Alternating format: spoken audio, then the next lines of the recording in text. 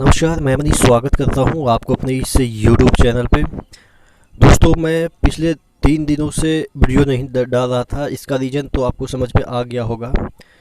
मेरा सेंटर इतना दूर गया था कि ट्रैवलिंग हो गया, फिर 2 दिन एग्ज़ाम हो गए, फिर एक दिन आने के बाद, यानी कि टोटल 4-5 दिन मैं थोड़ा सा बिजी शेड्यूल होने की वजह से मैं आपसे रूबरू नहीं हुआ।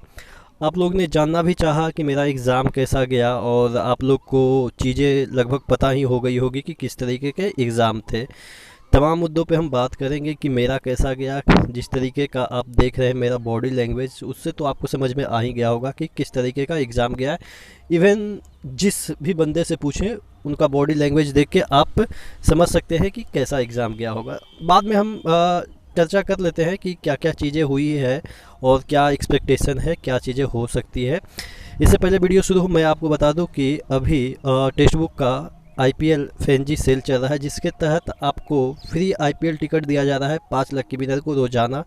और ER Manish coupon code use करने के बाद आपको 10% का डिस्काउंट भी मिल रहा है कूपन कोड यूज करने के बाद। यानी कि आपको 399 रुपये वाला जो चीज़ें है वो 360 रुपया में मिल रहा है। 1 साल का आप मॉक टेस्ट लगा सकते हैं कोई भी एग्ज़ाम के लिए। आपको पता है कि कोई भी एग्ज़ाम को क्रैक करने के लिए मॉक टेस्ट, और ये जो एग्ज़ाम हुआ है उसमें मॉक टेस्ट का कितना बड़ा रोल है वो तो मैं अभी समझाने ही वाला हूँ, क्योंकि स्पीड और जिस तरीके से चीज़ें हुई है वो काफ़ी कारगर सिद्ध हो सकती है। तो नीचे डिस्क्रिप्शन बॉक्स में उसका लिंक दिया हुआ है, एक बार ज़रूर विजिट कीजिएगा। तो मैं बात कर रहा था कि मेरा पेपर कैसा हुआ है। चलिए, मैं अभी ऑटो स्टेशन हूँ, यानी कि घर पे आया हुआ हूँ। और मैं बता दूँ कि आज ही अभी सो के उठा हूँ। तकरीबन 10 बजे सुबह पहुँचा हूँ घर पे और सो के उठा हूँ। उसके बाद आपसे मुखातिब हो रहा हूँ, क्योंकि बहुत सारे लोग जानना चाहे थे। मैं एग्ज़ाम के दौरान इसलिए नहीं लाइव आया था या इस तरीके के, क्योंकि मैं खुद एस्पिरेंट हूँ। मैं अपने आप को कूल रखना चाहता था। मैं ये नहीं कि सब चीज़ें माइक लेके मुंह में घुसेड़ दिया, उसके बाद कितना नंबर लाया, कितना क्या किया, ये सब चीज़ें मुझे आदत ही नहीं है। आपने देखा होगा मैं जनरली किसी का इंटरव्यू लेता ही नहीं हूँ। मुझे लगता है कि मेरे पास जो है वो मैं डिलीवर कर दूँ, बस डेट्स इट। तो हाँ, चलिए मैं मुद्दे की बात पे आता हूँ कि मेरा कल का किस तरीके से, सॉरी कल का बोल रहे हैं कि पिछले 2 पेपर मैंने दिए, लेवल 6 के और लेवल 4 के, क्योंकि कोलकाता जोन में दोनों लेवल के थे। तो पहले पे आ जाते हैं कि लेवल 5 के, सॉरी 6 के कैसे पेपर हुए। देखिए, जैसा कि आपने रिव्यू वगैरह देखा होगा, लाइव रिव्यू वगैरह देखा होगा, तो क्या है कि सबका टेम्परामेंट देख के, बॉडी लैंग्वेज देख के आप समझ गए होंगे कि किस तरीके का पेपर आया है। एग्जैक्टली मेरे साथ भी वैसा ही हुआ। शुरू में क्या, देखिए मैं अपनी एनालिसिस करूं तो देखिए पेपर मतलब कि करने लायक था। यानी करने लायक इन द सेंस कि वो किया जा सकता था। ऐसा नहीं है कि पेपर नहीं किया जा सकता है। टफ आ गए, ये हो गए। टफ तब हो गए थे जब वो जो पेपर था वो 2 घंटे का था, आपको करने थे 1.5 घंटे में। तो आदमी अचानक पिच पे गया एक्सपेक्टेशन लेके, ये कि ये जो पिच है वो अच्छा खेलेगी, यानी कि 5 दिन तक इस पे बैटिंग किया जा सकता है। और अचानक आपको ऐसा लगा कि इतना इवन अनइवन उछाल है कि साला मतलब कि कहीं से भी कट नहीं कर रहा हो। तो ऐसा हो गया ना कि मैं ये सोच के गया था, मैं क्या जितने भी एस्पिरेंट होंगे कि कम से कम 120 क्वेश्चन तक तो पहुंच जाएंगे, बने या ना बने वो अलग मुद्दा है। तो मेरे साथ क्या हुआ कि मैं उसी टेम्परामेंट से स्टार्ट कर दिया पेपर। और पेपर बन रहे थे, ऐसा नहीं है कि नहीं बन रहे थे, हाँ लेंदी थे। वही मैं बता रहा हूँ कि लेंदी इतने थे कि जितने भी आंसर थे ना वो एक स्टेप में नहीं थे, 4 स्टेप में। आप 3 स्टेप कर लें, उसके बाद चौथा स्टेप नहीं करेंगे तो आंसर आएगा नहीं। होता है ना कि ऐड उड लगा दिए या आप डिजिटल सम वगैरह लगा दिए तो निकल जाएगा आंसर। ऐसा कुछ भी नहीं था। डिजिटल सम का तो नामो निशान ही नहीं था। डिजिटल सम कैसे लगाएंगे, डिजिट का सम पूछ दिया था, अब उसमें डिजिटल सम कहाँ से लाएंगे। तो इस तरीके से इतना कैलकुलेटिव बना दिया था। रीजनिंग मैथ्स की मैं बात कर रहा हूँ, यही तो कैलकुलेटिव पार्ट हो सकते हैं। और बन रहा था, आंसर आ रहे थे मेरे से। मैं अपनी बात कर रहा हूँ, मैं दूसरों की बात नहीं कर रहा हूँ। मुझसे बन रहे थे क्वेश्चन, लेकिन हाँ टाइम ले रहा था। तो मुझे लगा कि हाँ लेगा, क्योंकि टाइम तो लेगा ही रीजनिंग वगैरह और वैसे क्वेश्चन तो मैं तकरीबन 100 समथिंग के गया। 10 से 12 क्वेश्चन मैं देखा ही नहीं। मैं लेवल 6 की मैं बात कर रहा हूँ। उसके बाद मुझे थोड़ा सा फ्रस्ट्रेशन हो गई कि यार ये पहली बार मेरा एग्ज़ाम हुआ जिसमें मैंने क्वेश्चन पूरा देख भी नहीं पाया। तो ये थोड़ा सा, हाँ तो अब अटेम्प्ट की बात कर देते हैं। 96 मेरा अटेम्प्ट था। लेवल 6 में। तो पता नहीं क्या होगा क्या नहीं होगा, वो अलग मुद्दा है। मैं आपको सजेस्ट करूँगा इस एक्सपीरियंस से, अभी लेवल 4 पे भी आते हैं उसका क्या एक्सपीरियंस रहा, कि जिस तरीके से दो लेवल बचे हैं उसमें भी आप ये एक्सपेक्ट कर सकते हो कि आप पढ़े क्वेश्चन को इस तरीके से देखिए। मैं अब चलिए पहले लास्ट में ये एनालिसिस कर दूंगा, मैं लेवल 4 पे अपने आ जाता हूँ। तो मेरा पहला दिन ऐसा गया था जिस तरीके से मेरा 10 क्वेश्चन मैं देख भी नहीं पाया, ओवरऑल 96 अटेम्प्ट दिखा रहा था। तो सेकंड डे मैं ये माइंड मेकअप करके गया कि इस बार कुछ भी हो मैं 120 क्वेश्चन तक पहुंचने की कोशिश करूंगा। क्वेश्चन देखूंगा कि 4 लाइन का है, पढ़ूंगा ही नहीं, आगे बढ़ जाऊंगा, टाइम मिलेगा तब जाके उसको अटेम्प्ट लूँगा।